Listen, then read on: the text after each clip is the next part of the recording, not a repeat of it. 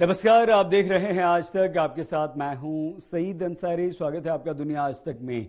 आज हम आपको दिखाएंगे ट्रंप और बाइडेन ने झोंकी पूरी ताकत प्रचार में, और दिखाएंगे रूस में कोरोना के रिकॉर्ड मामले। लेकिन सबसे पहले नजर दुनिया टॉप 10 पर। अमेरिका में चुनाव से एक दिन पहले अमेरिकी अल्पसंख्यकों को अपने पाले में लाने में जुटी उपराष्ट्रपति पद की उम्मीदवार कमला हैरिस नॉर्थ कोरिया में ब्लैक वोटर्स को लुभाने के लिए कहा, आप सभी मेरी कम्युनिटी के लोग।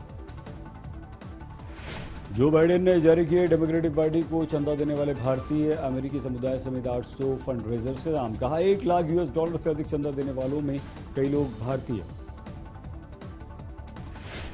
साउथ कोरिया के पूर्व राष्ट्रपति ली म्यूंग बाक को दोबारा जेल भेजा गया। पूर्व राष्ट्रपति को कई बड़ी कंपनियों से घूस लेने पर अदालत ने 15 साल की सजा सुनाई।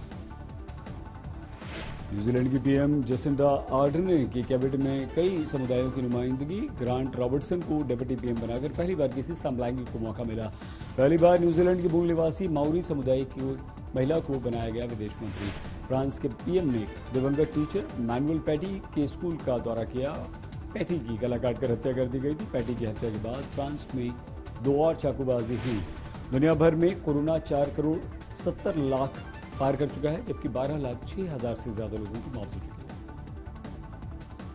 ग्रीस के सामोस द्वीप में तेल टैंकर में ब्लास्ट के बाद भीषण आग लगी। 15 रिफ्यूजी कैंप्स जलकर खाक हो गए। अफगानिस्तान के काबुल यूनिवर्सिटी में फायरिंग के बाद कैंपस में सुरक्षा बल तैनात। चारों ओर घेराबंदी। गोलीबारी में अब तक किसी घायल होने की खबर नहीं। 2016 में 13 लोगों की गई थी जान। पायरेट्स ऑफ द कैरिबियन के मशहूर Hollywood star Johnny Depp Britain के अखबार सन के खिलाफ मानहानि का मुकदमा हार गए। अखबार ने लेख में डेप को बताया था पत्नी को पीटने वाला। लंबे समय तक बंद रहने के बाद टूरिस्ट के लिए खुला पेरू का मशहूर heritage site Machu Picchu. Inca सभ्यता के केंद्र के तौर पर दुनिया भर में ये मशहूर है।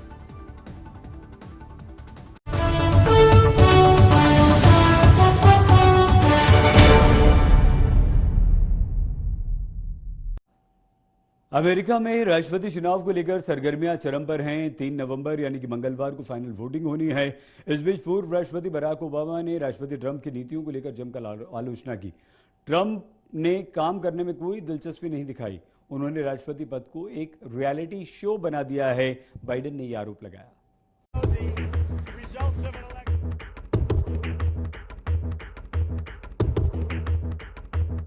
दुनिया के सबसे शक्तिशाली देश अमेरिका के तख्त पर अगले 4 साल कौन राज करेगा, इसका फैसला अगले कुछ घंटों में हो जाएगा। अमेरिका में मंगलवार को फाइनल वोटिंग होगी। इसी बीच अमेरिका के पूर्व राष्ट्रपति बराक ओबामा ने राष्ट्रपति डोनाल्ड ट्रंप पर कई गंभीर आरोप लगाए और ट्रंप की नीतियों को लेकर उनकी जमकर आलोचना की। उन्होंने कहा कि 74 साल के ट्रंप व्हाइट हाउस में एक रियलिटी शो चला रहे हैं।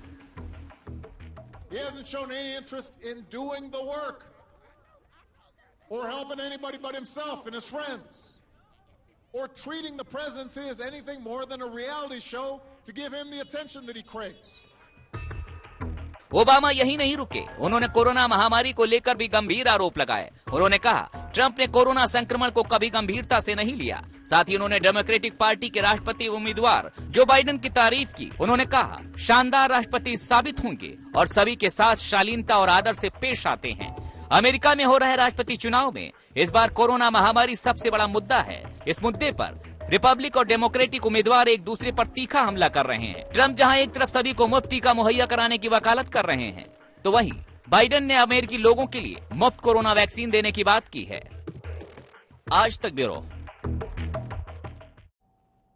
अमेरिकी राष्ट्रपति डोनाल्ड ट्रंप ने रविवार को उन खबरों को खारिज किया कि वो मंगलवार को चुनाव खत्म होने के बाद समय से पहले जीत की घोषणा करने की योजना बना रहे हैं। हालांकि उन्होंने चुनाव खत्म होते ही कानूनी लड़ाई के संकेत दिए हैं। आपको बता दें कि इस तरह की खबरें आ रही हैं कि ट्रंप चुनाव वाली रात समय से पहले अपनी जीत का ऐलान कर सकते हैं। इस बारे में पूछे जाने पर ट्रंप ने नॉर्थ कैरोलिना में कहा, नहीं, ये गलत खबर है। हालांकि उसी समय उन्होंने ये भी संकेत दिया कि उनकी टीम चुनाव वाली रात को ही कानूनी लड़ाई शुरू करने की तैयारी कर रही है।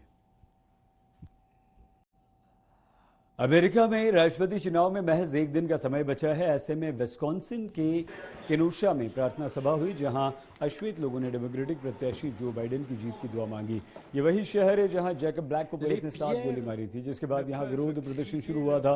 अश्वेतों का गुस्सा उसमें और बढ़ गया जब ट्रंप ने इस शहर का दौरा किया, लेकिन जैकब ब्लैक के परिवार से नहीं मिले। जबकि जो बाइडन रैली करने पहुंचे तो जैकब ब्लैक से फोन पर बात की, उनके परिवार से मुलाकात की। इस कारण अब ये लोग बाइडन को राष्ट्रपति के तौर पर जिताकर व्हाइट हाउस भेजना चाहते हैं।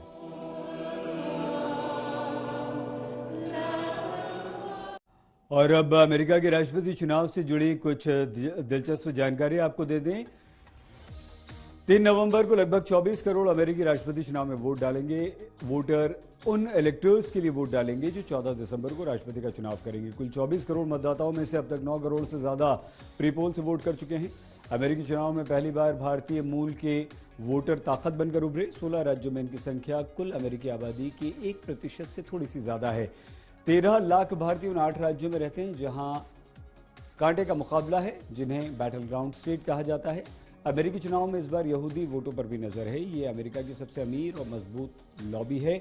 हालांकि ये डेमोक्रेटिक पार्टी के उम्मीदवार हैं, लेकिन ट्रंप की नीतियों के चलते इस बार स्थिति बदली है।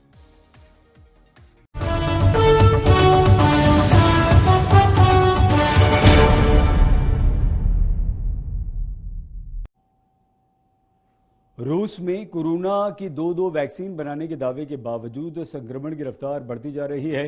सोमवार को रूस में कोरोना के एक दिन में सबसे ज्यादा मामले सामने आए। केवल रविवार को 1000 के ज्यादा ऐसे केस दर्ज किए गए जो कि गंभीर थे। कुल मामले 18,257 दर्ज किए गए। इनमें से 5000 से ज्यादा मामले केवल राजधानी मॉस्को में मिले।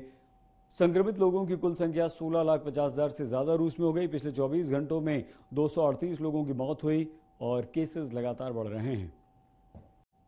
दुनिया आज तक में आज के लिए बस इतना ही। देखते रहिए आज तक।